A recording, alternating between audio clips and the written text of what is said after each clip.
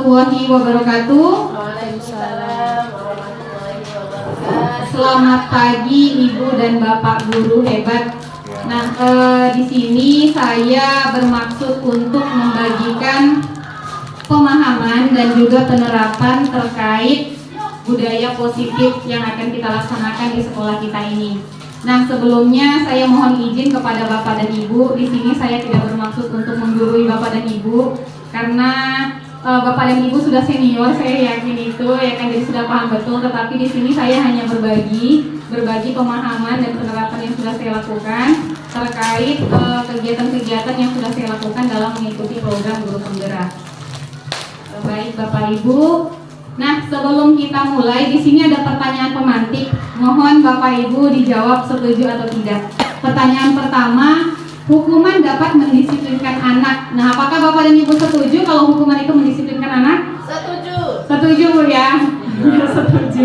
Ya, selama ini mungkin yang dilakukan untuk mendisiplinkan anak itu dengan cara memberikan hukuman gitu. Nah, bagaimana dengan pertanyaan kedua, yaitu pemberian hukuman dengan hal positif seperti membaca atau membersihkan halaman sekolah dapat meningkatkan disiplin anak. Gimana Bapak Ibu, setuju? Setuju.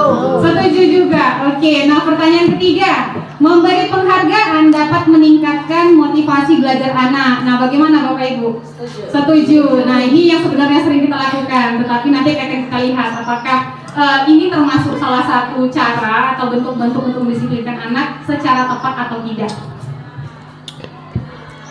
Nah, adapun topik yang akan saya sampaikan pada pagi hari ini yaitu yang pertama, perubahan paradigma belajar, disiplin positif dan nilai-nilai kebajikan universal. Kemudian yang kedua yaitu teori motivasi, hukuman dan penghargaan serta restitusi. Kemudian yang ketiga yaitu keyakinan kelas, dan yang keempat kebutuhan dasar manusia dan dunia berkualitas. Yang kelima restitusi yaitu penerapan 5 posisi kontrol, dan yang terakhir adalah segitiga restitusi. Nah, sebelum kita masuk ke budaya positif, sebelumnya saya akan menyampaikan sedikit tentang filosofi pemikiran Ki Hajar Dewantara atau yang kita kenal dengan KHD. Nah, di sini Bapak Ki Hajar Dewantara itu menjelaskan bahwa tujuan pendidikan yaitu menuntun segala kodrat yang ada pada anak-anak agar mereka dapat mencapai keselamatan dan kebahagiaan yang setinggi-tingginya, baik sebagai manusia maupun sebagai anggota masyarakat. Oleh sebab itu, pendidik itu hanya dapat menuntun tumbuh dan hidupnya kekuatan kodrat yang ada pada anak-anak agar dapat memperbaiki lakunya, bukan dasarnya, hidup dan tumbuhnya kekuatan kodrat anak. Jadi di sini Bapak Ibu, kita sebagai pendidik itu hanya bertindak sebagai penuntun. Kita ibaratkan ada orang buta yang kita tuntun. Nah, orang buta itu kan biasanya punya tujuan ya. Tujuannya misalnya saya mau ke sana, tapi dia nggak tahu gitu bagaimana untuk mencapai ke sana. Jadi kita sebagai pendidik, kita ibaratkan kita menuntun anak-anak. Jadi yang namanya menuntun, kita bukan memerintah mereka, tapi mereka sudah punya tujuan sebenarnya. Jadi kita yang mendampingi mereka. Jadi kita mendampingi mereka agar mereka bisa mencapai tujuan yang mereka inginkan. Nah, dalam menuntun tersebut kita tidak bisa mengubah kodrat alam dan juga kodrat zamannya. Jika memang anak-anak itu dari rumah dengan kodrat alamnya seperti itu, ya kita nggak bisa juga. Kita bukan mesin cuci yang pakaian kotor dimasukkan langsung jadi bersih. Jadi sekolah itu bukan seperti itu. Jadi yang semampu kita yang bisa kita lakukan, kita hanya menuntun saja, menuntun bagaimana mereka itu nanti bisa mencapai tujuannya sesuai dengan kodrat alam dan kodrat zamannya. Kalau sekarang zamannya teknologi, ya kita memang harus terima Bapak Ibu. Tidak bisa kita gunakan strategi pembelajaran model lama kepada anak-anak zaman sekarang, karena memang tidak menarik bagi mereka. Jadi mereka itu memang lebih tertarik yang model-model pembelajaran yang mengikuti perkembangan zaman saat ini. Nah, yang kedua yaitu KHD mengibaratkan anak itu bukan sebuah kertas kosong. Yang selama ini kita anggap anak itu kertas kosong, suka hati kita.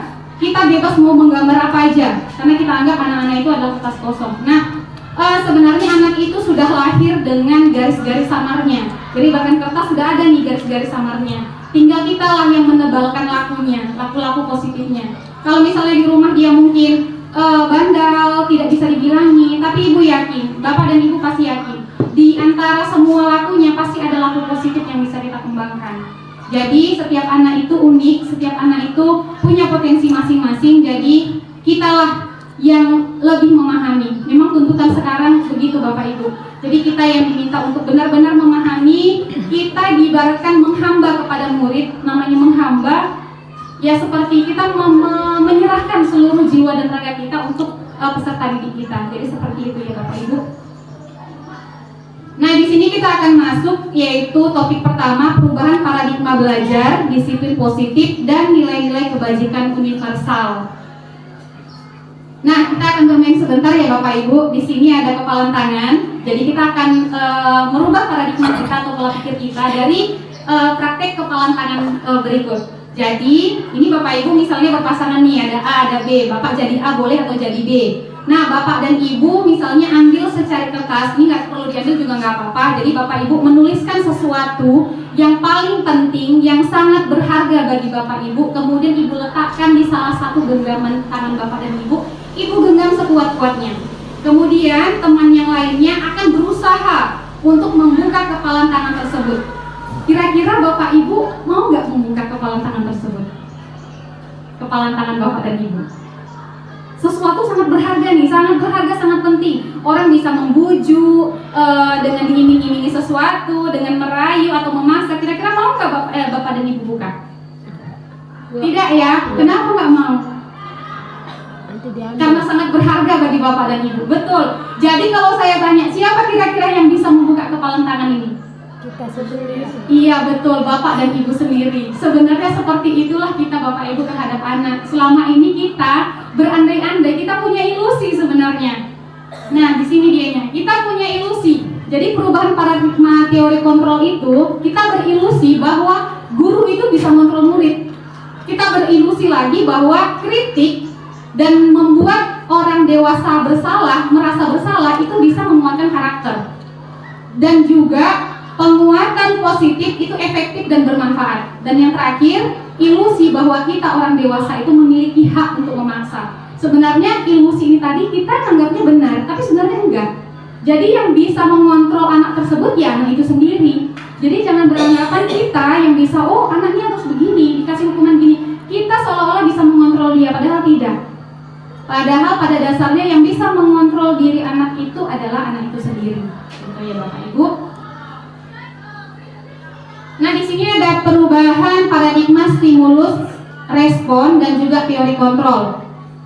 Nah, siapa yang sesungguhnya yang memiliki kontrol? Pada stimulus respon, kita mencoba mengubah orang agar berpandangan sama dengan kita. Misalnya anak berbuat kesalahan, dari pandangan cara pandang kita aja yang kita anggap benar, gitu. Kita menganggap anak itu ya udah salah aja gitu. Nah, padahal dalam teori kontrol, kita berusaha memahami pandangan orang lain tentang dunia. Mungkin dia punya pandangan lain dengan melakukan seperti itu. Nah, yang kedua, perilaku buruk dapat dilihat sebagai suatu kesalahan. Tapi kalau dia pada teori kontrol, itu semua perilaku mempunyai tujuan. Anak misalnya pagi-pagi sudah ke kantin, itu ada tujuannya. Memang mungkin dari rumah dia nggak sarapan, tidak dipenuhi kebutuhannya. Jadi kadang kita sudah marah-marah aja gitu. Padahal dia itu melakukan sesuatu karena punya tujuan. Kemudian orang lain bisa mengontrol saya, padahal pada teori kontrol hanya kita yang bisa mengontrol diri kita sendiri. Dan berikutnya, saya bisa mengontrol orang lain, padahal tidak. Gitu. Jadi kita itu tidak bisa mengontrol orang lain. Yang bisa mengontrol orang lain adalah orang itu sendiri. Sama seperti kepalan tangan tadi. Mau kita paksa-paksa, kita bujuk-bujuk, kalau dia nggak berniat untuk buka juga nggak bisa. Nah, kemudian pemaksaan ada pada saat bujukan gagal. Nah, kalau pada teori kontrol tidak ada itu. Misalnya kita gagal tadi, ada satu yang nggak bisa buka. Bukan berarti kita gagal, tapi memang dia punya pilihan lain. Gitu. Nah, kemudian model berpikirnya itu bukan menang kalah. Bukan berarti kalau kita bisa mengasih tahu atau menghukum anak itu kalah, kita yang menang. Tidak. Jadi pada teori kontrol ini kita cara berpikirnya adalah menang-menang. Kalau misalnya anak berpikir punya jawaban yang lain, maka dia juga menang, kita juga menang karena bisa berhasil memberikan pilihan tersebut. Nah, di sini tentang disiplin positif, makna disiplin itu sendiri yaitu disiplin itu belajar mengontrol diri sehingga dia bisa mengontrol dirinya. Itulah disiplin. Jadi bukan ketika orang bisa memerintah dia, tetapi ketika dia mampu mengontrol dirinya, mendisiplinkan dirinya, itulah makna disiplin yang sesungguhnya. Nah ini saya lewatkan saja Bapak Ibu. Nah nilai-nilai kebajikan universal. Nilai-nilai kebajikan itu ada nilai-nilai yang sudah kita yakini. Contoh misalnya kita berkendara memakai helm, maka nilai kebajikan di sana adalah nilai keselamatan. Kalau kita nggak pakai, kenapa rupanya? Nah kan gitu kan. Tapi karena kita yakini ada nilai kebajikan di sana, nilai-nilai baiknya, oh demi keselamatan maka akan kita gunakan. Gitu. Jadi seperti itu juga kita di sekolah, gitu ya Bapak Ibu. Jadi misalnya anak-anak ini kenapa dia misalnya harus berpakaian rapi? Karena mungkin nilai kebajikan yang harus dia tanamkan adalah kerapian. Jadi bukan karena takut disanksi atau takut dihukum gitu. Jadi harus ada tertanam nilai-nilai kebajikan.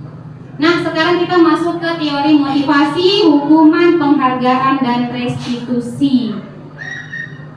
Nah, ternyata manusia itu memiliki 3 motivasi dalam melakukan sesuatu. Yang pertama, untuk menghindari ketidaknyamanan atau hukuman. Apa yang akan terjadi apabila saya tidak melakukannya? Nah, contohnya anak-anak ini kalau misalnya datang cepat-cepat itu apakah karena memang keinginan dia datang pagi atau misalnya karena dia takut kena hukuman? Kalau dia masih motivasinya takut dengan gurunya, berarti dia masih menggunakan motivasi yang pertama. Nah, kemudian yang kedua, untuk mendapatkan imbalan dari orang lain. Nah, di sini juga mungkin kita sering ya memberikan penghargaan kepada anak-anak. Nah, ternyata penghargaan tersebut itu justru sama halnya dengan hukuman. Penghargaan yang kita berikan, karena mereka akan termotivasi kalau ada sesuatu yang diberikan. Kalau tidak ada, mereka kembali lagi seperti biasa. Gitu. Jadi ternyata penghargaan tersebut itu sama posisinya seperti hukuman yang kita berikan. Mereka hanya mengharapkan sesuatu. Nah, yang ketiga yaitu untuk menghargai diri sendiri. Nah, sebenarnya dalam disiplin positif inilah yang harus kita tumbuhkan kepada anak-anak, yaitu agar dia bisa menghargai dirinya sendiri. Karena 2 motivasi di atas itu merupakan motivasi eksternal, yaitu motivasi yang dari luar, sementara untuk yang menghargai diri sendiri itu memang dari dalam. Memang dia yang ingin datang pagi. Misalnya kita Bapak Ibu, apakah kita datang ke sekolah itu karena datang paginya atau karena takut nih nanti ditengok kepala sekolah, atau misalnya takut ini nanti ditegur sama guru-guru yang punya wewenang gitu, atau memang dari diri kita, kita punya tanggung jawab nih untuk hadir untuk mendidik anak-anak kita di sekolah gitu ya Bapak Ibu. Jadi yang harus kita munculkan adalah motivasi yang ketiga gitu, dan itu juga yang harus kita tumbuhkan kepada anak-anak.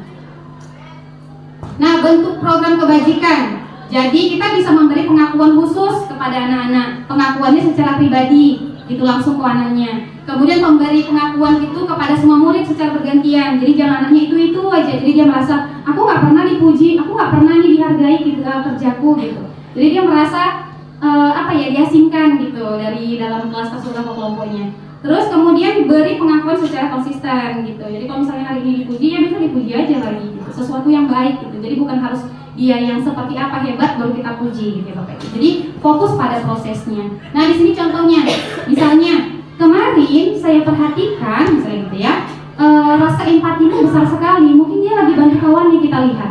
Jadi pada saat menolong teman atau murid baru yang ada di kelas kita, jadi kita bisa katakan, terima kasih ya untuk rasa tanggung jawabmu yang besar. Jadi sebenarnya kita bisa memberikan penghargaan yang sederhana. Tidak harus dia yang ranking 1, 2, 3 baru dikasih penghargaan. Sementara anak-anak yang luar biasa yang mungkin membantu temannya kita biarkan gitu. Jadi sebenarnya bentuk pengakuan yang kita berikan itu yang sederhana-sederhana saja. Misalnya dia membantu kita mengambilkan sesuatu, terima kasih ya nak, misalnya gitu ya. Terima kasih karena sudah membantu. Kamu sangat ringan sekali untuk membantu orang lain gitu. Jadi mungkin dengan seperti itu dia merasa dihargai. Bapak Ibu. Nah, di sini ada menurut Bapak Ibu, ayo kita lihat dulu menurut Bapak Ibu, mencatat 100 kali di dalam buku kalimat saya tidak akan terlambat lagi karena terlambat ke sekolah. Nah, ini termasuk hukuman atau konsekuensi? Ayo Bapak Ibu. Hukuman, oke hukuman ya. Kemudian lari mengelilingi lapangan basket 2 kali karena terlambat hadir ke sekolah. Ayo hukuman atau konsekuensi? Hukuman juga, oke. Murid diminta untuk push up 15 kali karena tidak menggunakan masker di sekolah. Konsekuensi atau hukuman? Hukuman, lagi-lagi menggantikan kertas tugas teman yang telah dicoret-coret. Nah, ini hukuman atau konsekuensi? Konsekuensi. Membersihkan tumpahan air di meja karena tersenggol pada saat belajar. Ini konsekuensi. Murid disuruh untuk tidak mengenakan sepatu seharian di sekolah karena tidak mengenakan sepatu hitam. Ayo, Bapak Ibu. Oh, bingung nih antara konsekuensi atau hukuman. Iya, oke. Nah, kemudian yang terakhir, lari mengelilingi lapangan basket 2 kali karena terlambat 10 menit pada saat pelajaran PJOK. Nah, ini apa Bapak Ibu? Hukuman. Nah, jadi kalau kayak gitu hukuman sama konsekuensi bedanya apa ya Bapak Ibu? Nah, di sini bisa dilihat ya Bapak Ibu. Sebetulnya hukuman sama konsekuensi itu bisa saja masuk kedua-duanya ketika hukuman itu diberikan secara tiba-tiba tanpa ada kesepakatan. Tiba-tiba anaknya terlambat, udah kau kena terlambat cabuti rumput ya keliling lapangan. Nah, itu bisa aja dikatakan hukuman karena anak nggak tahu dari awal. Tapi kalau konsekuensi dari awal sudah ada kesepakatan. Jadi sudah tertulis nih, besok bagi yang terlambat, jika terlambatnya 10 menit, maka pulangnya harus dilambatkan lagi 10 menit, harus tinggal di sekolah membersihkan. Jadi ketika anak terlambat, dia sadar, kamu tahu konsekuensinya apa? Pasti dia bilang tahu Bu, nanti saya harus tinggal, karena itu konsekuensi sudah disepakati. Tapi kalau namanya hukuman, dia nggak tahu ini tiba-tiba aja. Tiba-tiba anak kira-kira pas jam PJOK terlambat, udah aku lari ya, kalian lapangan ya, udah terlambat, misalnya gitu. Tapi tanpa ada kesepakatan awal. Nah, itu bisa dikatakan hukuman. Jadi hukuman dengan konsekuensi itu sangat dekat. Tapi hukuman ini tadi tidak ada kesepakatan di awal. Jadi kalau konsekuensi ada dulu nih kesepakatannya. Gitu. Ketika diberikan maka itu menjadi konsekuensi. Itu ya Bapak Ibu. Jadi tadi jawabannya sudah mantap sih sebenarnya. Nah, di sini perbedaan hukuman dengan konsekuensi. Ya, ini bisa kita lihat. Sesuatu yang menyakitkan harus terjadi. Itu kalau hukuman. Sesuatu yang menyakitkan bagi dia. Sementara kalau konsekuensi sesuatu harus terjadi karena dia udah tahu memang apa yang akan terjadi. Kemudian hukuman membuat anak sakit. Sakit itu bukan fisik aja, tapi juga hati untuk jangka waktu yang lama. Maka kadang gak heran kalau kita lihat ada anak yang dendam sama gurunya, sakit hati. Kenapa? Karena mungkin pernah memberikan hukuman yang sangat melukai fisik dan juga hatinya. Nah, kalau konsekuensi membuat anak merasa tidak nyaman memang, tapi dalam jangka waktu pendek. Sebentar aja dia nggak nyaman karena memang dia tahu itu konsekuensinya. Gitu. Kemudian anak membenci kedisiplinan jika diberi hukuman. Sementara pada konsekuensi anak menghargai disiplin. Nah, pada hukuman itu ada paksaan. Sementara pada konsekuensi adanya stimulus tanggapan. Nah, pada hukuman juga mendorong anak menyakiti diri sendiri. Sementara pada konsekuensi mendorong anak agar mudah menyesuaikan diri. Nah, untuk hukuman konsep diri yang buruk, sementara konsekuensi konsep dirinya yang baik. Pada hukuman, anak belajar untuk menyembunyikan kesalahan. Jadi ketika dia berbuat salah, dia akan sembunyikan kesalahannya karena takut kena hukuman. Sementara pada konsekuensi, anak belajar untuk mematuhi peraturan. Nah, kalau pada hukuman ini marah, rasa bersalah, dipermalukan, merasa tidak dihargai, itu perasaan yang mereka alami. Sementara pada konsekuensi, kehilangan hak. Karena mereka sudah tahu apa yang akan dilakukan. Dibuat tidak nyaman, diasingkan untuk sementara, hanya sementara. Misalnya dia nggak mengerjakan tugas, kita usir dia dari kelas. Nah, dia tidak merasa tidak nyaman, tapi sementara aja. Gitu, karena dia tahu itu konsekuensi yang akan dia terima. Nah, apa itu restitusi? Selain daripada hukuman dan konsekuensi, ada cara terbaik, yaitu restitusi namanya. Restitusi adalah proses penciptaan kondisi bagi murid untuk memperbaiki kesalahan mereka, sehingga mereka bisa kembali pada kelompok mereka dengan karakter yang lebih kuat. Restitusi juga merupakan proses kolaboratif yang mengajarkan murid untuk mencari solusi atas masalah mereka dan membantu murid berpikir tentang orang seperti apa yang mereka ingin menjadi dan bagaimana mereka harus memperlakukan orang lain. Jadi pada restitusi ini kita bukan menjudge anak. Kita bukan mengatakan kamu salah, kamu gini, kamu gitu. Jadi tidak seperti itu dia prosesnya. Nanti akan kita lihat Bapak Ibu bagaimana proses restitusi tersebut. Nah, di sini ada hukuman tadi, ada konsekuensi, kemudian ada restitusi. Jadi hukuman itu merupakan identitas gagal dalam menerapkan disiplin positif di sekolah. Jadi sebenarnya gagal, tapi selama ini menurut kita ini kayaknya benar ini. Oh, dengan kasih hukuman ini kayaknya anak patuh kok sama kita. Iya benar patuh, karena kita berilusi tadi kita bisa mengontrol dia, padahal enggak. Dalam hatinya tak cemana-cemana gitu. Jadi akan mengulangi kadang-kadang kesalahan yang sama, padahal udah dihukum, buat lagi, karena memang nggak dari dalam dirinya dia mau berubah gitu. Nah, kemudian kalau dianya konsekuensi, ini termasuk identitas yang sukses. Jadi konsekuensi lebih baik daripada memberikan hukuman. Lebih baik kita kasih konsekuensi. Jadi dari awal kita buat kesepakatannya memang, kalau kamu nanti buat gini, yang akan kamu terima seperti ini gitu, ketimbang hukuman. Dan yang terbaik dari semuanya adalah restitusi. Karena di sini kita tidak membuat kesepakatan di apa, tapi kita menggali solusi dari anak tersebut yang membuat masalah. Ya Bapak Ibu. Kemudian di sini ciri-ciri restitusi, yaitu bukan untuk menebus kesalahan, namun untuk belajar dari kesalahan. Jadi yang kita tekankan, ya kalau berbuat salah ya nggak apa-apa, tapi belajar dari kesalahan itu, jangan dibuat lagi. Kemudian memperbaiki hubungan, kita memberikan tawaran, bukan memaksa dia untuk melakukan sesuatu. Jadi kita nggak, besok kok harus gini ya, tapi anak itu yang buat, besok supaya nggak terlambat, aku bangun tidurnya lebih cepat lah Bu, misalnya gitu. Jadi dari dia, jangan dari kita. Besok kok harus tidur lebih cepat, besok kok harus gini. Jadi nggak gitu. Jadi bukan kita yang memberikan instruksi kepada anak, tapi anak yang lebih menggali dia bisa apa gitu untuk memperbaiki kesalahannya. Nah jadi seperti itu ya Bapak Ibu. Jadi fokusnya pada solusi. Jadi restitusi ini fokusnya solusi. Apa yang bisa dia lakukan untuk menyelesaikan masalahnya. Kemudian keyakinan kelas. Nah, mengapa tidak peraturan saja? Kenapa harus keyakinan kelas? Ini yang saya katakan tadi. Mengapa kita memiliki peraturan harus menggunakan helm ketika mengendarai kendaraan? Supaya untuk keselamatan misalnya. Jadi itu yang kita yakini. Peraturannya wajib pakai helm misalnya. Tapi keyakinan yang kita yakini untuk keselamatan diri kita sendiri. Kemudian mengapa kita memiliki peraturan harus datang tepat waktu pada saat mengikuti pelatihan? Ya karena kita harus menghargai diri kita sendiri dan orang lain. Kalau kita terlambat, bagaimana kita dinilai dengan orang? Gitu ya Bapak Ibu. Jadi kita harus munculkan motivasi intrinsik dalam diri kita. Nah ini adalah bentuk-bentuk untuk menciptakan budaya positif. Jadi dari peraturan kelas tersebut kita buat dalam bentuk keyakinan kelas. Kemudian keyakinan kelas itu akan memunculkan lingkungan yang positif sehingga terciptalah budaya positif. Nah, menurut Bapak Ibu dari dua gambar berikut mana yang merupakan keyakinan kelas? Kita anggap yang sebelah sini A ya Bu. Ini A, yang ini B. Nah, mana yang merupakan keyakinan kelas? A atau B? Ayo yang mana Bu? A atau B? Kalau yang merupakan keyakinan kelas. Yang mana yang merupakan keyakinan kelas?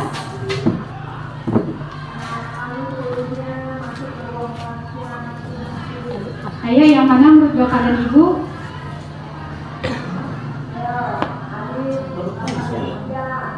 Yang mana Bu? Oh saya bacakan. Nah kalau yang sebelah A, kesepakatan kelas judul atasnya. Terus poin-poinnya datang tepat waktu, mengucapkan salam, menjaga kebersihan sekolah, berdoa sebelum dan sesudah kegiatan, aktif dalam pembelajaran, tertib. Kalau yang di sebelah kanan atau B-nya, kami guru dan murid yang saling menyayangi, kami murid yang semangat belajar, kami murid yang peduli dengan teman-teman. Mana menurut Bapak dan Ibu yang merupakan keyakinan? A atau B? Ayo Pak, yang mana Pak? A atau B Pak? Menurut Bapak? Oh yang B, ya tepat sekali, betul ya kata Pak Gogom. Jadi keyakinan kelas itu bukan seperti kita menyuruh, namanya peraturan itu kan misalnya gini, datang tepat waktu, menjaga kebersihan kan dari situ, berdoa seperti itu kan kata-kata yang kayak ada instruksinya gitu. Tapi kalau keyakinan seperti yang bagian B, kami guru dan murid yang saling menyayangi, berarti di sana keyakinannya adalah saling menyayangi. Kemudian yang kedua, kami murid yang semangat belajar, berarti keyakinannya kita harus semangat. Kemudian kami murid yang peduli dengan teman-teman, berarti keyakinannya adalah peduli di sana, gitu ya Bapak dan Ibu. Nah kemudian di sini selalu kembalikan buku ke tempatnya, itu keyakinan kelasnya apa kira-kira? Kita buka aja ya. Nah selalu kembalikan buku ke tempatnya itu merupakan tanggung jawab. Dilarang mengganggu orang lain, berarti kita menghormati orang lain, itu keyakinan-keyakinan yang kita tanam. Kemudian hadir di sekolah 15 menit sebelum pembelajaran dimulai, menghormati orang lain dan berkomitmen. Kemudian dilarang melakukan kekerasan, berarti kita keselamatan, nilai keyakinan kelasnya dan juga menghormati. Kemudian dilarang menggunakan narkoba, yaitu kesehatan, bergantian atau menunggu giliran, itu menghormati orang lain dan bersabar. Menggunakan masker itu untuk kesehatan dan keselamatan, dan jangan berlari di kelas atau koridor itu merupakan keselamatan dan keamanan. Nah, di sini saya akan sedikit putarkan. Ini saya contoh menerapkan keyakinan kelas di kelas-kelas ya Bapak dan Ibu. Mungkin nanti Bapak dan Ibu bisa mencoba membuat keyakinan kelas. Ini hanya contoh ya Bapak Ibu. Pagi ini kita akan membentuk keyakinan kelas. Jadi nanti masing-masing dari kalian akan menuliskan satu keyakinan kelas di dalam post-it yang sudah saya sediakan. Nah, keyakinan kelas itu dibentuk dari peraturan kelas. Jadi kalau misalnya ada peraturan kelas, yang misalnya jangan buang sampah sembarangan atau tidak boleh makan dalam kelas. Nanti kalimat yang kalian tuliskan di dalam post-it itu tidak berupa kalimat negatif. Apa itu kalimat negatif? Tidak ada kata larangan. Bukan jangan, bukan tidak. Kalau misalnya jangan buang sampah sembarangan, coba kata apa yang bisa kita pilih selain jangan buang sampah sembarangan? Memang benar. Nah, boleh membuang sampah pada tempatnya atau menjaga kebersihan kelas. Setiap orang nanti memberikan satu keyakinan dan nanti akan kita tempelkan di papan keyakinan kelas kita. Oke?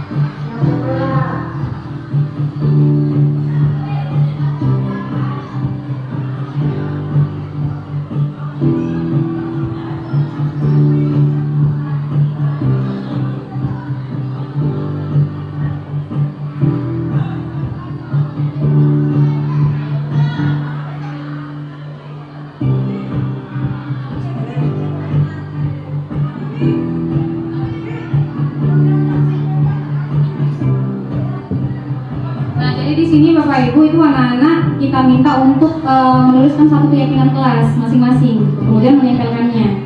Jadi di depan itu, jadi semua warga kelasnya terlibat untuk menuliskan satu keyakinan kelas.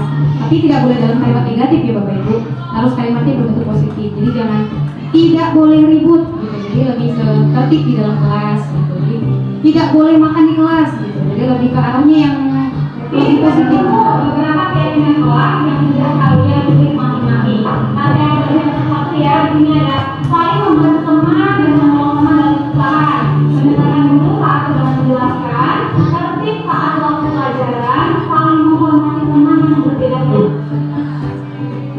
Nah, sekarang tadi kan banyak ya Bapak Ibu ya keyakinan kelas yang sudah dibuat anak-anak itu kita pilih. Jadi keyakinan kelas itu jangan banyak-banyak. Kalau bisa 3 sampai 7 aja paling banyak. Sehingga mudah diingat sama anak-anak. Nanti kalau banyak, yang mana ya Bu tadi keyakinan kelas yang dilanggar? Jadi mereka nggak ingat gitu. Jadi 3 bisa biasanya minimal, kemudian 7 paling banyak. Jadi kita akan mengatakan 7 keyakinan kelas kita. Yang pertama, saling membantu teman dan menolong teman dalam kesusahan. Jadi menunjukkan rasa simpati dan komunitas kepada teman. Yang kedua, yaitu tertib di dalam saat waktu pelajaran. Tertibnya itu banyak. Bertanya menggunakan tangan ketika mau bertanya, berkomunikasi yang bisa itu ketika mau kita jujur. Berarti ketika membutuhkan juga kawannya izin, jujur. Ketika nanti ujian jujur, berarti punya kawannya apa ujian. Ya, kemudian menjaga kebersihan kelas. Nah, kebersihan kelas kita harus terjaga dan bersih. Itulah tadi keyakinan kelas yang kita bentuk. Itu kalian yang buat, kalian juga yang melaksanakan. Itu kalian yang buat, tapi juga kalian yang melaksanakan. Itu yang ya. Nah, itulah kebetulan kita hari ini. Terima kasih atas waktunya. Baik, itu tadi ya Bapak Ibu untuk pembentukan keyakinan kelas. Jadi diharapkan untuk menciptakan budaya positif, kita harus membentuk dulu keyakinan kelas di tiap-tiap kelas. Gitu. Jadi bisa mungkin Bapak dan Ibu yang wali kelas mungkin bisa dengan kelasnya membentuk keyakinan. Jadi ketika anak itu melanggar, nanti akan kita tanyakan kepada mereka keyakinan kelas mana yang sudah kamu langgar gitu. Jadi kita bisa menerapkan restitusi tersebut kepada anak-anak kita. Nah, Bapak Ibu, di sini kita akan masuk ke topik yang keempat, yaitu kebutuhan dasar manusia dan dunia berkualitas. Nah, di sini kebutuhan dasar manusia itu ada 5 ya Bapak Ibu. Yang pertama itu yang bagian tengah, yaitu kebutuhan untuk bertahan hidup, termasuk dia makan, minum, tempat tinggal, pakaian. Nah, itulah termasuk kebutuhan bertahan hidup. Jadi terkadang ada anak-anak yang pagi-pagi sudah ke kantin lalu kita marahin. Kamu pagi-pagi sudah ke kantin, bentar-bentar belum lagi, baru lagi dimasuk kembali sudah kantin. Nah, ternyata setelah kita tanya dan kita dalami, dia memang tidak sarapan dari rumah. Jadi kebutuhan untuk bertahan hidupnya memang belum terpenuhi. Jadi mau tidak mau dia pasti akan berusaha. Jadi dia pasti akan tetap berusaha untuk memenuhi kebutuhannya tersebut. Nah, yang kedua di sini Bapak Ibu yaitu kebutuhan akan kasih sayang dan rasa diterima. Terkadang ada yang di rumahnya ya dia dianggap tidak dianggap gitu ya. Mungkin adalah anak-anak kita di sini yang seperti itu gitu. Akhirnya di sekolah dia memang mencari perhatian kita gitu, untuk diperhatikan, untuk dikasih sayang gitu, diberikan kasih sayang tersebut. Makanya terkadang anak-anak ini dengan macam-macam tingkah lakunya di sekolah gitu. Jadi terkadang kita hanya langsung menyalahkan saja, oh kamu begini, kamu begitu gitu, tanpa kita cari tahu dulu apa sih sebenarnya kebutuhan anak ini yang tidak terpenuhi gitu. Kemudian kebutuhan berikutnya yaitu kebutuhan akan kesenangan. Nah, ada saya baca kemarin satu kasus anak TK gitu. Jadi dia setiap kali pembelajaran dia suka lari keluar. Dia suka larinya itu menuju ke jalan raya. Lalu setelah ditanya, kenapa suka lari-lari ke jalan raya? Katanya, seru kalau ibu guru itu kejar-kejar dan berusaha nangkap dia. Nah, di sini dia yang dibutuhkannya adalah kesenangan. Jadi dia senang gitu. Jadi rasa senangnya itu yang terpenuhi sehingga dia mencari-cari gitu, mencari-cari cara gimana dia untuk menumbuhkan kesenangannya. Nah, begitu juga mungkin anak-anak kita di sekolah ya Bapak Ibu, mungkin ada nih yang mungkin kalau dia ganggu-ganggu kawannya itu senang rasanya gitu, bahagia dia, ada kebahagiaan tersendiri sehingga kebutuhan akan kesenangannya terpenuhi di sana.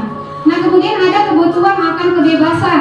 Mungkin di rumah dia ini merasa terkekang, tidak bebas mengeluarkan pendapat, selalu diatur gitu. Jadi dia di sekolah ini kayak apa ya, mencari-cari aja gitu ya, pengen bebas di sini, pengen didengar gitu kan pendapatnya gitu. Jadi dia berusaha aja untuk ya gimana kawan ini supaya memperhatikan dia, supaya dia bisa bebas memberikan masukan. Nah, kemudian yang terakhir adalah penguasaan. Dia ingin punya kebebasan untuk menguasai sesuatu gitu. Jadi mungkin di rumah ini nggak ada nih kebebasan dia sama sekali, sangat dikekang dianya untuk mengeluarkan penguasaannya. Jadi dia ingin juga diberi kuasa untuk mengambil keputusan seperti itu ya Bapak Ibu. Jadi itu mungkin yang membuat anak-anak ini karena kebutuhannya belum terpenuhi sehingga dia berjuang di sekolah. Nah, Bapak Ibu, di sini kita akan melihat ada 5 posisi kontrol. Jadi ketika kita menghadapi suatu permasalahan, kita memposisikan diri sebagai berikut. Jadi ada 5 posisi kontrol. Yang pertama yaitu posisi penghukum. Di sana kita lihat nanti bagaimana contoh pelaksanaannya nanti akan kita lihat dalam video. Yaitu yang kedua pembuat rasa bersalah, yang ketiga posisi teman, yang keempat posisi pemantau, dan terakhir posisi manajer. Nah, diharapkan kita akan sampai pada posisi manajer nantinya. Walaupun saya sendiri pun masih belajar, tahap belajar untuk memposisikan diri sebagai manajer. Baik Bapak Ibu, kita saksikan dulu video berikut.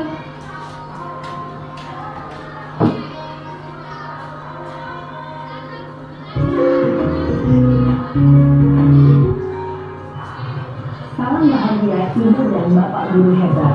Dalam penerapan disiplin restitusi, salah satu program yang dikembangkan adalah 5 posisi kontrol.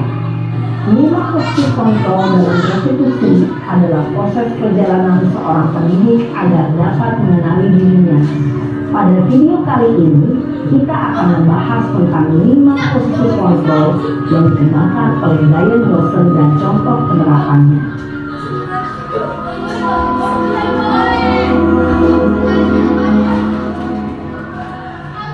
5 posisi kontrol itu adalah 1. Posisi penghukum, 2. Posisi pembuat merasa bersalah, 3. Posisi teman, 4. Posisi pemantau atau monitor, dan 5. Posisi manajer.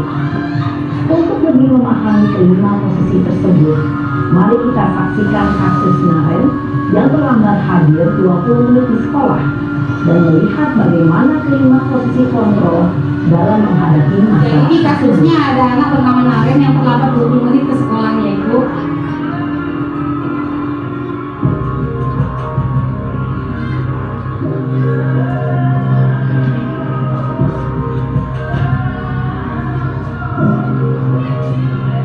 Naren,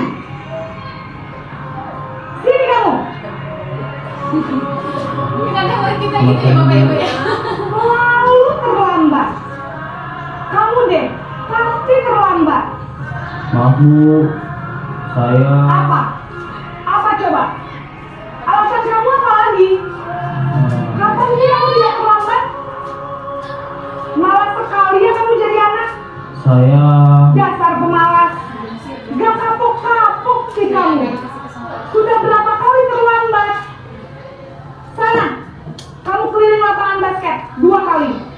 Kenapa saya harus ke lapangan basket, Bu? Kenapa? Kamu melawan ibu?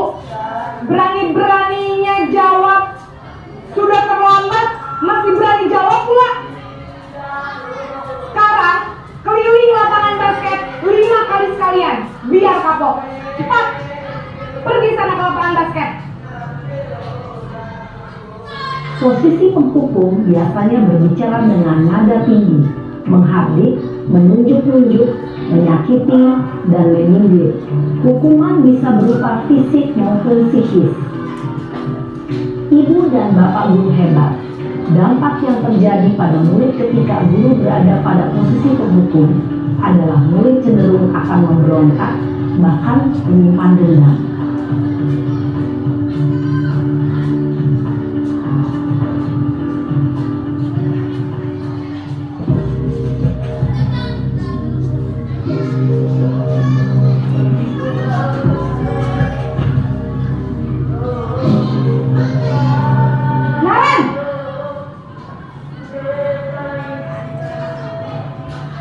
Selamat pagi, Bu. Naren, kamu kenapa terlambat lagi, nak? Ya Tuhan, Naren, kamu senang ya bikin ibu susah ya? Kalau kamu terlambat lagi, nanti ibu yang ditegur bapak kepala sekolah, nak. Disangka ibu tidak bisa membina kamu. Duh, gimana ini? Maaf, Bu. Duh, Gusti Naren, kamu suka ya kalau ibu ditegur bapak kepala sekolah? Terus, sekarang ibu harus tulis apa ini di buku absen? Ini kamu sudah sering terlambat loh. Ibu harus apa coba? Maaf, Bu. Maaf sekali. Ya sudah, lain kali jangan bikin ibu susah lagi ya, nak ya. Ibu tidak akan kuat lagi kalau kamu begini terus. Bisa jantungan kalau ibu ditegur bapak kepala sekolah. Sana cepat kelas. Maaf ya, Bu. Maaf sekali. Posisi pembuat rasa bersalah berbicara dengan nada tenang, cenderung lembut. Namun kata-kata yang diutarakan membuat ibu merasa menjadi orang yang gagal.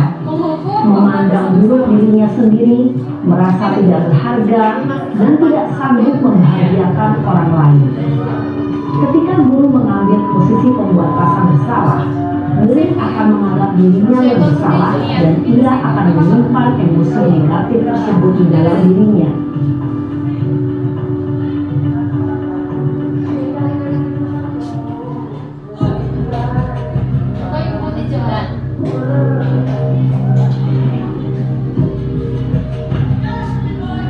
Ini teman ya Bapak Ibu, posisi teman.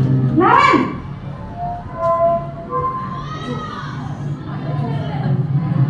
Selamat pagi, Bu.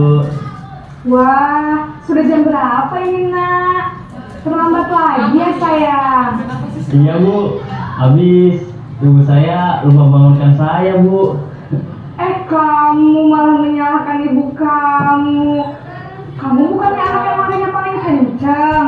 Kok terlambat sih? Lain kali larinya lebih kencang lagi ya. Biar gak terlambat lagi. Bikin senang ibu. Iya. Demi ibu. Disuruh lari kencang. Kan? Bisa lah, Bu. Sudah sama masuk kelas. Ibu beresin urusan absen kamu. Kamu ini ada-ada saja. Dalam posisi teman, guru berbicara dengan nada suara ramah, akrab, cenderung bersenda gurau untuk menjaga suasana tetap santai. Murid akan merasa senang, aman, dan akrab dengan guru. Identitas yang tercipta adalah identitas sukses atau berhasil. Namun, perlu diingat, karena ini masih dorongan eksternal, maka ada faktor ketergantungan dari murid kepada orang tertentu. Di sini guru absennya, sehingga di lain waktu murid bisa berperilaku baik, namun hanya kepada orang-orang tertentu saja.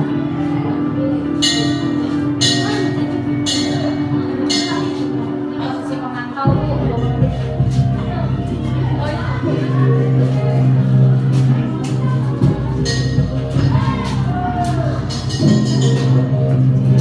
Naren!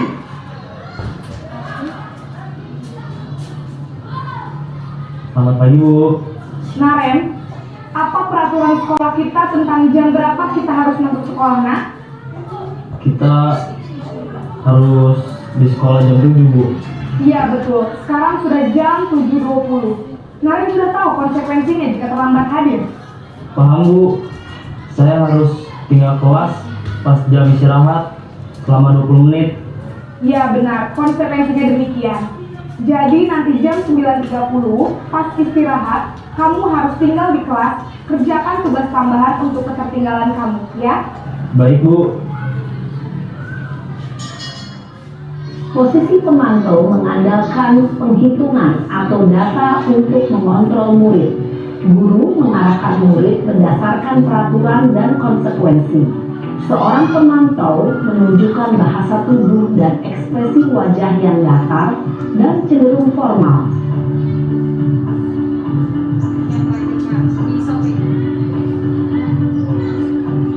Diharapkan kita seperti posisi manajer.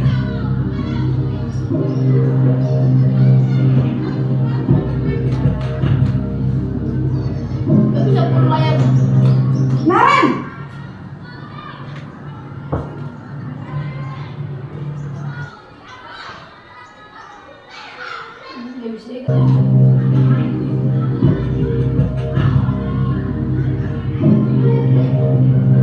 Naren!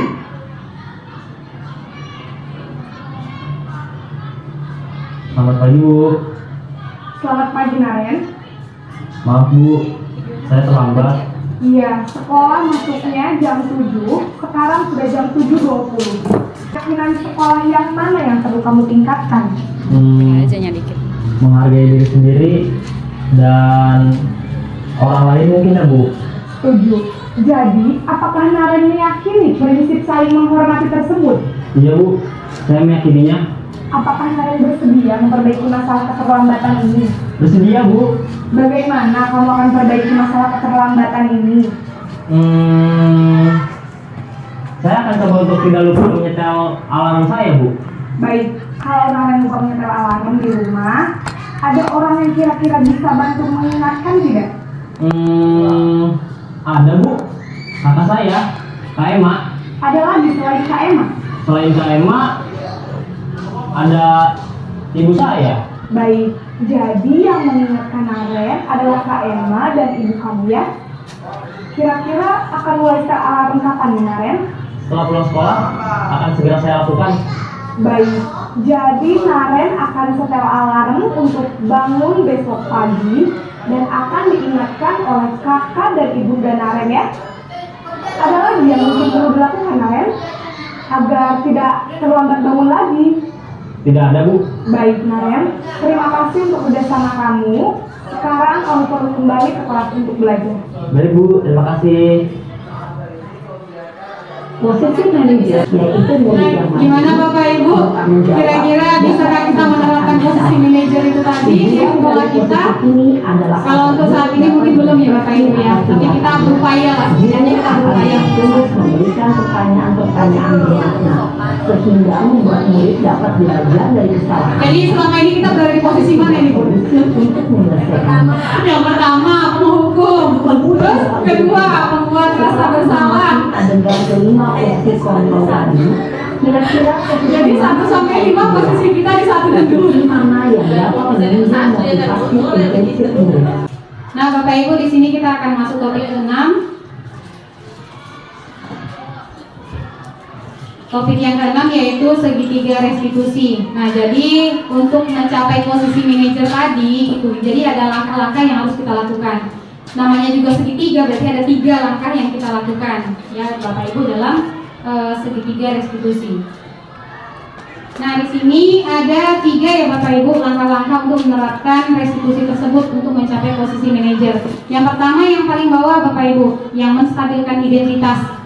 Jadi untuk menstabilkan identitas, kita biasanya anak kalau berbuat salah kan langsung kita judge kesalahannya gitu kan. Kamu harusnya nggak boleh gini, nggak boleh gitu. Kamu salah begini. Jadi seharusnya posisi kita di sini adalah menstabilkan dulu. Jadi kita katakan setiap orang pernah melakukan kesalahan dengan suara-suara yang tidak terlalu tinggi gitu. Kemudian ya suara datar lah ya Bapak Ibu yang bisa menenangkan dia. Kemudian kamu bukan satu-satunya yang pernah melakukan ini. Jadi dia tidak merasa bahwa dialah satu-satunya pembuat masalah pada saat itu. Nah kemudian posisi keduanya yaitu posisi yang meruncing ke atas, yaitu validasi kebutuhan. Nah biasanya Bapak Ibu anak-anak melakukan sesuatu itu karena ingin memenuhi kebutuhannya, seperti yang tadi ada 5 kebutuhan. Nah mungkin saja dia tidak terpenuhi kebutuhan bertahan hidupnya, atau kebutuhan kesenangannya tidak terpenuhi, sehingga kita tanyakan dulu. Kamu misalnya ada anak-anak yang suka coret-coret meja misalnya, kamu kenapa kok suka coret-coret meja? Ditanyakan dulu, misalnya dia, Bu, coret-coret meja itu Bu seru Bu, aku bisa gambar apa-apa misalnya di sana. Kemudian aku bosan Bu, berarti kesenangannya di sana, kebutuhannya. Gitu kan Bu, jadi di sana mungkin bisa kita identifikasi dulu apa yang menjadi kebutuhan dia, sehingga kita bisa memberikan solusi gitu, ataupun memberikan arahan, ini anak ini mau diarahkan kemana. Nah yang terakhir adalah menanyakan keyakinan, nilai-nilai apa yang sudah disepakati gitu. Makanya dari awal tadi kita buat dulu keyakinan kelas di kelas tersebut gitu, sehingga dia paham kalau misalnya di kelas tadi harus saling menghormati dan menyayangi, maka ketika dia berantem sama temannya berarti dia melanggar keyakinan yang saling menghormati tadi. Nah Bapak Ibu coba kita lihat yang berikutnya. Nah untuk menstabilkan identitas di sini bisa guru berkata, berbuat salah itu hal yang manusiawi, tidak ada manusia yang sempurna. Bapak Ibu juga buat salah, kita pasti bisa menyelesaikan masalah ini. Jadi kata-kata seperti ini yang mungkin bisa digunakan untuk menstabilkan identitas ketika terjadi permasalahan ya Bapak Ibu. Kemudian, nah untuk validasi kebutuhan kita bisa mengatakan hal seperti ini.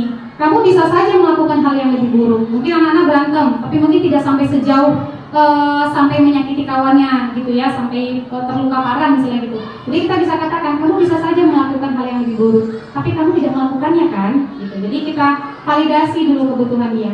Nah apa sih yang penting bagi kamu? Mungkin yang merasa iya lah Bu, bapakku diejek-ejek misalnya. Ya kan namanya anak yang diejek orang tuanya pasti merasa dia penting gitu kan, dia akan menjaga itu tadi. Jadi dia juga membalas apa yang dilakukan temannya. Nah jadi kita bisa katakan hal-hal yang seperti ini ya Bapak Ibu.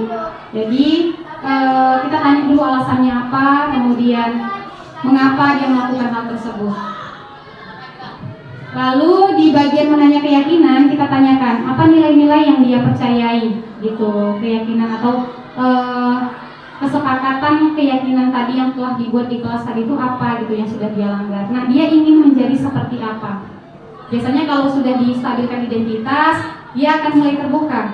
Aku mau kayak gini Bu, aku mau kayak gitu Bu. Jadi mulai dia ceritakan. Jadi bukan lagi kita sebenarnya yang banyak bicara, tetapi kita hanya memfasilitasi anak itu supaya dia yang banyak ngomongnya. Dia mau apa, dia mau jadi apa. Nah setelah itu kita bisa beri intervensi 30 detik gitu. Jadi kita tanya, jadi setelah kamu menyadari apa yang sudah kamu lakukan, apa sih kira-kira solusi yang bisa kamu buat untuk memperbaiki masalah tersebut. Contoh si Naren tadi dia menawarkan, saya akan pasang alarm Bu. Nah seperti itu. Jadi kita beri waktu dia untuk mencari dulu. Jadi bukan dari kita, kalaupun kita minta dia misalnya, ayo kamu harus pasang alarm, tapi bukan dari kita, tapi dari anaknya. Oke Bu, nanti mulai malam ini saya akan pasang alarm gitu. Jadi memang benar-benar dari anaknya sendiri yang memberikan solusi itu gitu. Jadi dia mengikuti apa yang sudah dia buat, bukan apa yang kita katakan. Karena dia yang bisa mengontrol dirinya, bukan kita ya Bapak Ibu. Jadi yang bisa mengontrol diri kembali lagi tadi hanya orang tersebutlah yang bisa mengontrol diri dan merubah dirinya. Jadi kalau masih ada motivasi-motivasi dari luar, disiplin positif dari dirinya sendiri pun tidak akan terwujud atau tertumbuhkan gitu ya Bapak Ibu.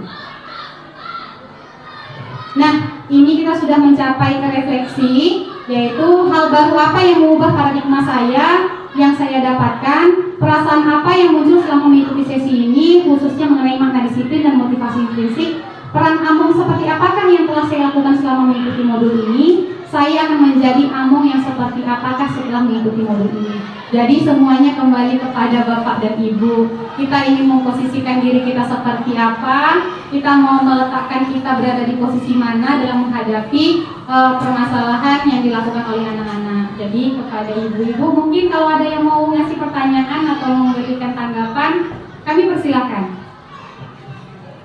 Ibu mungkin mau nanya. Bu Lili? Oh, sedih sih. Iya, baca aja itu kan. Oh iya, jadi tahu nih kalau ini. Gimana Ibu? Bu P mungkin, kami ini kayaknya lebih dekat sama Bu PP nih, tempat di situ. Bu, tolong mau sampaikan sepatah dua kata. Iya, Bu. Lihat ada rekamannya. Pertama, terima kasih kepada Ibu yang sudah memberikan kesempatan dan meminta kepada kami untuk memberikan tanggapan mengenai tayangan yang sudah kami saksikan bersama kami. Nah, seperti yang dicontohkan dalam tayangan video tadi, sebagai seorang pendidik atau sebagai seorang guru, terkadang kita tidak terlepas dari apa yang sudah ditampilkan dalam tayangan tadi. Hanya saja dari tayangan yang sudah dilihat bersama tadi, kita bisa mengambil satu titik atau satu kesimpulan bahwasanya posisi sebagai seorang guru atau pendidik itu memang harus benar-benar kita tempatkan sesuai dengan profesi kita sebagai seorang pendidik tadi. Hanya saja sebagaimana yang pengalaman yang mungkin berbagi dari yang dilihat tadi, disaksikan tadi, setiap anak memiliki karakter dan kebiasaannya masing-masing. Tentu itu memerlukan begitu banyak kesiapan sebagai seorang pendidik untuk bisa memahami dan bisa bagaimana merangkul siswa tersebut untuk dapat bisa membantunya menyelesaikan setiap permasalahan ataupun kendala-kendala yang dihadapi siswa tersebut, terutama yang berhubungan dengan kegiatan di sekolah, misalnya mengenai disiplin. Dari yang dilihat tadi, terus terang mungkin saat ini sebagai seorang pendidik masih dalam tahap yang harus banyak lagi bisa memposisikan diri untuk bisa ke tahap sebagai manajer. Hanya saja untuk sampai ke tahap tersebut kita tentu memerlukan proses, dan proses itu pun harus kita mulai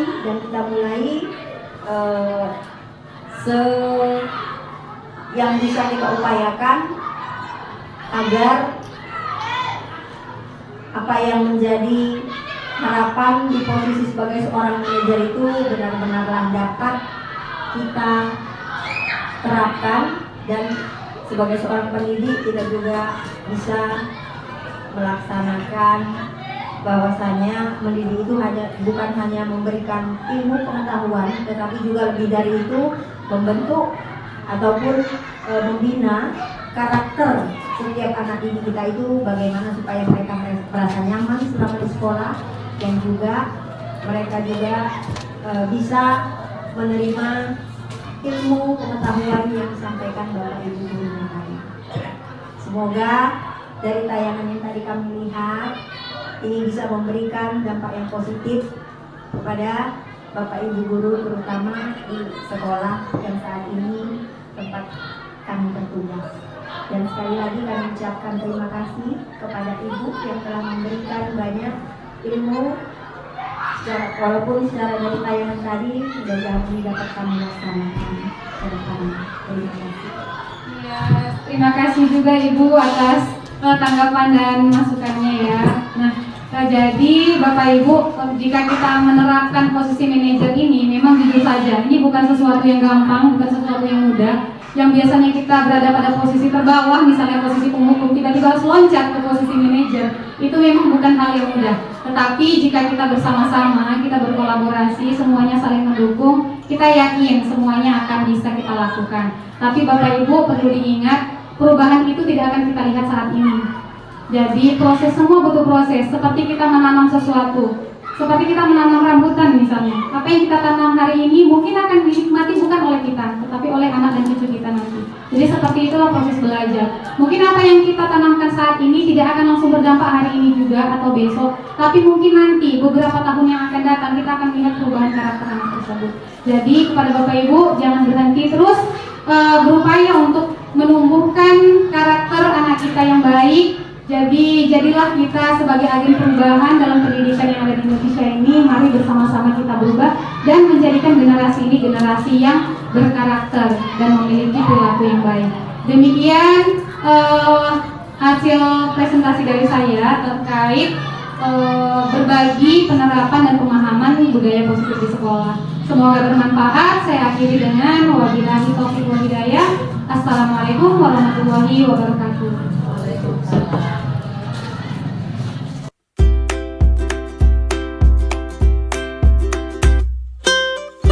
Pagi ini kita akan membentuk keyakinan kelas. Jadi nanti masing-masing dari kalian akan menuliskan satu keyakinan kelas di dalam post-it yang sudah saya sediakan.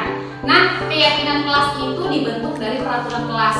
Jadi kalau misalnya ada peraturan kelas, kayak misalnya jangan buang sampah sembarangan atau tidak boleh makan dalam kelas. Nanti kalimat yang kalian tuliskan di dalam post-it itu tidak berupa kalimat negatif. Apa itu kalimat negatif? Tidak ada kata larangan, bukan jangan, bukan tidak. Kalau misalnya jangan buang sampah sembarangan, coba kata apa yang bisa kita pilih selain jangan buang sampah sembarangan? Tapi maksudnya sama. Nah, boleh membuang sampah pada tempatnya atau menjaga kebersihan kelas. Setiap orang nanti menuliskan satu keyakinan dan nanti akan kita tempelkan di papan keyakinan kelas kita. Oke?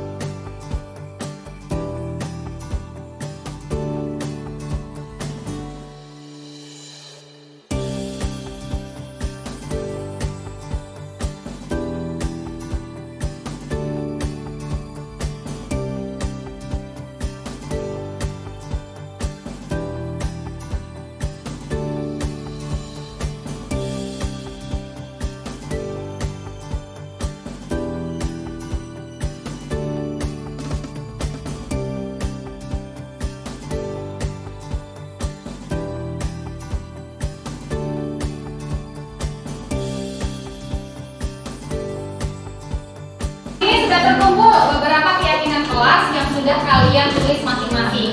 Nah, saya akan bacakan satu-satu ya. Di sini ada saling membantu teman dan menolong teman dalam kesusahan, mendengarkan guru saat sedang menjelaskan, tertib saat waktu pelajaran, saling menghormati teman yang berbeda keyakinan.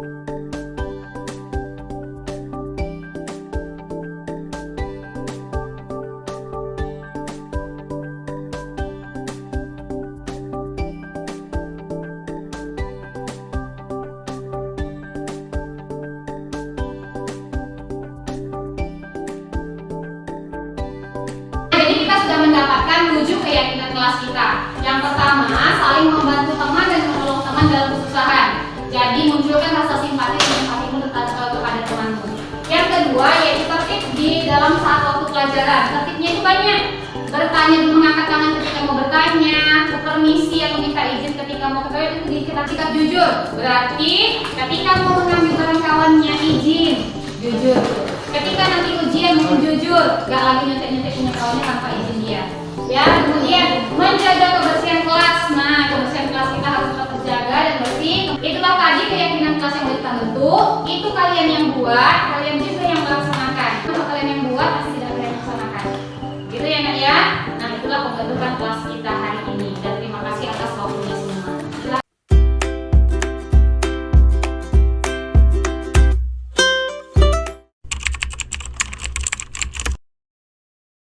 Penting karena dengan adanya keyakinan kelas ini kita dapat saling menghargai. Penting karena kita menjadi lebih tertib.